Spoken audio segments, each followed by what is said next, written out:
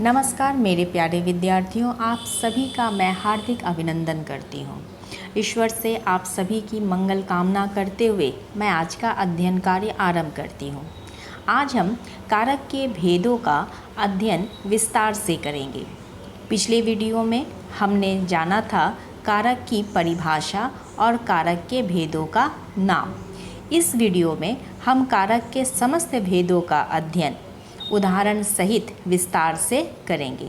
तो आरंभ करते हैं आज का अध्ययन कार्य। पहला कारक है कर्ता कारक।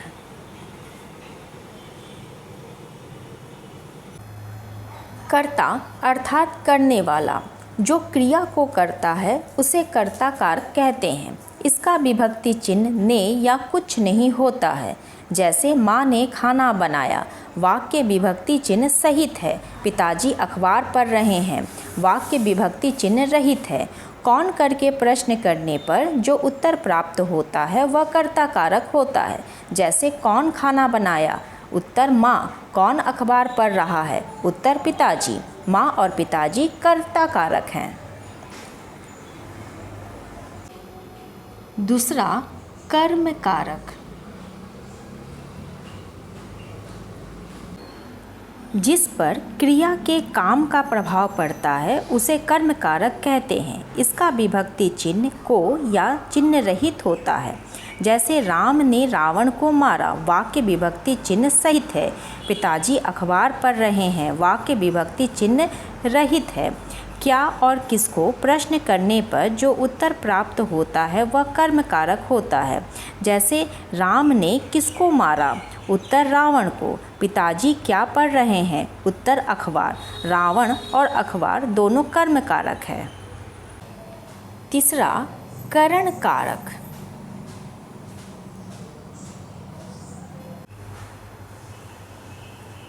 जिस साधन के द्वारा कर्ता काम करता है उसे करण कारक कहते हैं।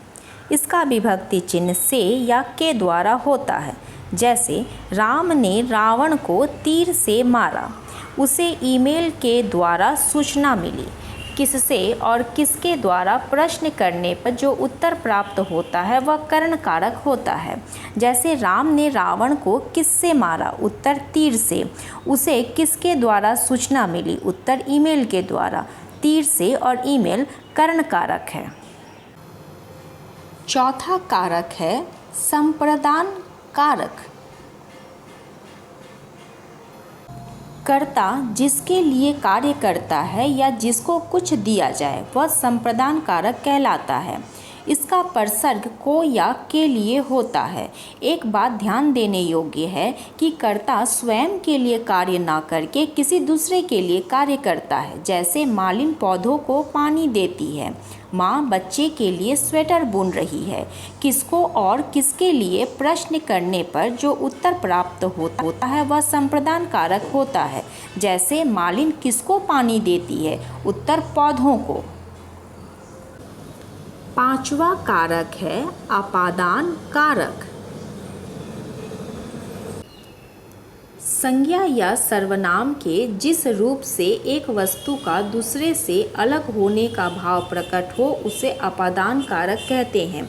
इसका प्रसर्ग से है। जैसे गंगा गंगोत्री से निकलती है, गंगा गंगोत्री से अलग हो रही है। मेज से गिलास गिर गया, गिलास मेज से अलग हो रहा है। किसमें से और कहाँ से प्रश्न करने पर जो उत्तर प्राप्त होता है वह अपादान कारक होता है। जैसे गंगा कहाँ से निकलती है, उत्तर गंगोत्री से। गंगोत्री अपादान कारक है। छठवां कारक है संबंध कारक। वह संज्ञा या सर्वनाम शब्द जिससे एक वस्तु या व्यक्ति का दूसरे से संबंध बताया जाए उसे संबंध कारक कहते हैं।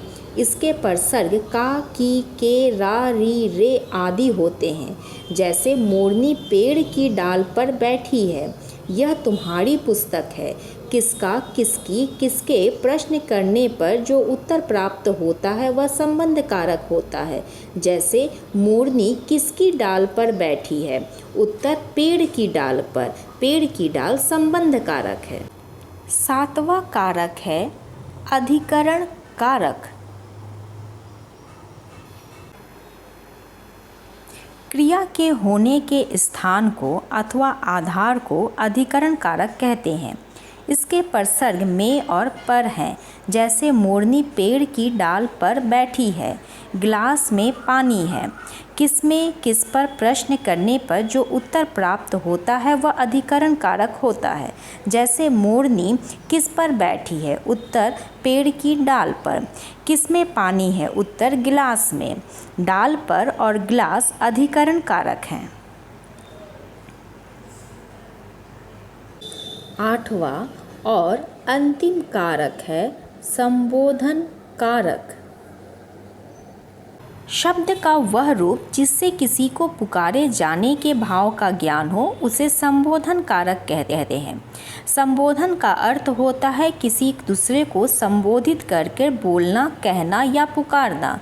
इसके प्रसर्ग हे, अरे, ओ आदि हैं। जैसे हे राम तुम यहाँ आओ, अरे बालकों इधर तो आओ। इन प्रसर्गों का प्रयोग संज्ञा शब्दों से पहले होता है और उसके बाद संबोधन चिन्ह यानी विस्मयादि बोधक चिन्ह लगाए जाते हैं। तो मेरे प्यारे विद्यार्थियों, आज का अध्ययन कार्य हम यहीं समाप्त करते हैं। आशा करती हूँ कि आज का अध्ययन कार्य आप सभी के लिए लाभप्रद सिद्ध होगा। अगर कोई समस्या या जिज्ञासा आपके मन में हो तो आप मुझे कमेंट कर सकते हैं। अगले वीडियो में हम प्रस्तुत होंगे करण कारक और आपादान कारक तथा कर्ण कारक और संप्रदान कारक के बीच के अंतर को लेकर। इस प्रश्न का उत्तर हम अगले वीडियो में विस्तार से जानेंगे। तब तक के लिए आप सभी स्वस्थ रहें, सुरक्षित रहें। धन्यवाद।